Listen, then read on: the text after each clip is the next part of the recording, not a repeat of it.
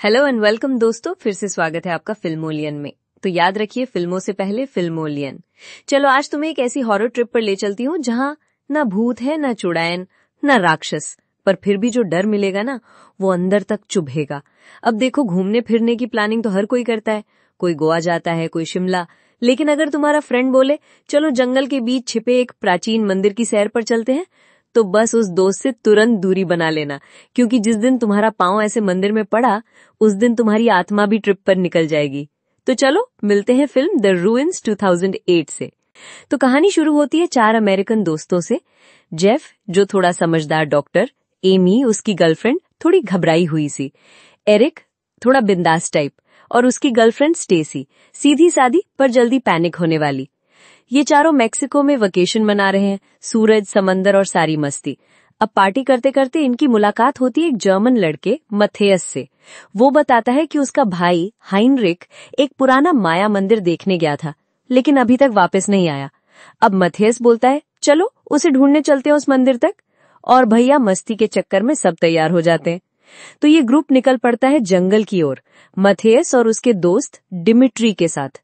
सफर लंबा है, रास्ते उबड़ खाबड़ है और जीपीएस, भाई जीपीएस तो भूल ही जाओ। आखिर पहुंचते हैं वो एक बहुत ही सुनसान उखड़े पुखड़े से मंदिर के पास।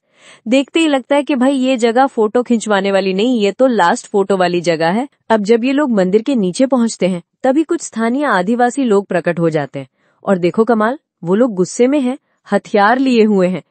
एमी गलती से एक बेल जैसी चीज को छू लेती है और बस उन आदिवासियों का पारा 7वें आसमान पर। वो लोग सबको जबरदस्ती मंदिर के ऊपर चढ़ने को मजबूर करते हैं और नीचे से घेर लेते हैं। मतलब अब ना चढ़ सकते हैं और ना उतर सकते हैं। मंदिर क्या बन गया बंधक गृह। अब ऊपर चढ़ते ही माहौल एकदम बदला बदला। हर तरफ बेलें हैं, क्रीपर्स जो बहुत ही अजीब ढंग से हिलती डुलती हैं, और कहीं कहीं तो लगता है मानो वो तुम्हें देख रही हो। फिर कुछ खंडों बाद सबको समझ आता है कि भाई ये बेलें जिंदा हैं, और ये सिर्फ हिलती नहीं, ये इंसान को अंदर से चूस लेती हैं।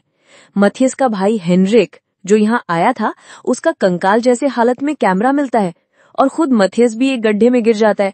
जेफ उसे बचाने की कोशिश करता है, लेकिन उसकी रीढ़ की हड्डी टूट चुकी होती है। अब हालत खराब होने लगती है। और सुनो सबसे अजीब बात, ये बेलें आवाजें निकाल सकती हैं। हाँ बिल्कुल, किसी की रिंगटोन हो, किसी की चीखें हो, सब कॉपी करती हैं। स्टेसी को लगता है कि उसके शरीर के अंदर बेल घुस चुकी है। अब शुरू होती है मेंटल हॉरर। वो खुद को चाकू से काटने लगती है, डरावना और दिल दहला देने वाला सीन। अब एक एक करके सबकी हालत बिगड़ने लगती है। जेफ जो सबका लीडर बना था, अब प्लान करता है मथियस की हालत इतनी खराब है पैर काटना पड़ेगा। और फिर आता है वो खौफनाक सीन जहां पेड़ पौधों की वजह से इंसानों को खुद के अंग काटने पड़ते हैं। स्टेसी का बिहेवियर और भी डरावना हो जाता है। एमी का मानसिक संतुलन भी डगमगाने लगता है। एरिक तो बेलों से बुरी तरह घायल हो जाता है। हर तरफ सिर्फ चीख, पसीना और पौधों का पागलपन। अब धीरे धीरे जेफ को समझ आता है ये मंदिर और ये बेलें कोई आम पौधे नहीं है, ये एंशिएंट, शापित और खतरनाक जीव हैं। और शायद यही वजह है कि गांव वाले इस मंदिर को किसी भी हालत में बंद रखना चाहते हैं। वो जानते हैं कि अगर ये बेलें जंगल के बाहर गईं तो सब तबाह हो जाएगा। जेफ प्लान करता है किसी एक को बाहर निकलवाना होगा ताकि बचाव आ सके। एमी बचकर भागती है। गांव वाले उसे रोकने की कोशिश करते हैं, लेकिन वो निकल जाती है। अब क्या वो बच गई या बेलें उसके साथ भी बाहर आ गईं? ये तो फिल्म का सबसे बड़ा सवाल है, और एक ऐसा ट्विस्ट जो दिल में डर छोड़ देता है। अब बात करें इस फिल्म की उस पहलू की जो इसे बाकी हॉरर फिल्मों से अलग बनाता है। यहाँ कोई तुच्छ जंप स्केयर नहीं है, यहाँ डर धीरे धीरे चढ़ता है, जैसे बेलें किसी की टांग पर चढ़ती हैं। सिनेमेटोग्राफी शानदार है, मंदिर की बनावट, जंगल का माहौल, और सबसे बड़ी बात वो बेलें। वीएफएक्स भले ही भारी ना हो, पर जो दिखाया गया है वो बहुत इफेक्टिव है। और फिल्म की सबसे बड़ी ताकत, आइसोलेशन का डर। यहाँ कोई हेल्प नहीं आने वाली, ना भगवान ना बंदूक, सिर्फ बेलें और तुम्हारी किस्मत। तो दोस्तों, द रूइंस कोई टिपिकल हॉरर फिल्म नहीं है, ये एक स्लो बर्न सर्वाइवल हॉरर है जो आपको अंदर तक झकझोर देती है। और सबसे बड़ा डर कि ये बेलें ना शैतान है ना भूत, बल्कि हमारी ही धरती का हिस्सा है। और अगर ये असल में कहीं हो तो अगली बार किसी हरे भरे जंगल में जाने से पहले एक बार पेड़ से पूछ लेना, तू सिर्फ ऑक्सीजन ही देता है ना। और अगर तुम्हें ये कहानी पसंद आई तो लाइक करो, सब्सक्राइब ठोको और कमेंट में बताओ अगर तुम वहां होते तो क्या करते। मैं तो बोलती भाई गोवा ही ठीक था।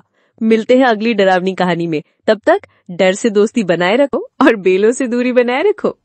मिलते हैं ऐसे ही और मजेदार फिल्मों की कहानी के साथ फिल्मोलियम में। इस फिल्म को आप नेटफ्लिक्स और पैरामाउंट मूवीज के प्लेटफॉर्म में देख सकते हैं। तो दोस्तों, खुश रहिए, स्वस्थ रहिए, मस्त रहिए और फिल्मोलियन देखते रहिए। बाय बाय दोस्तों।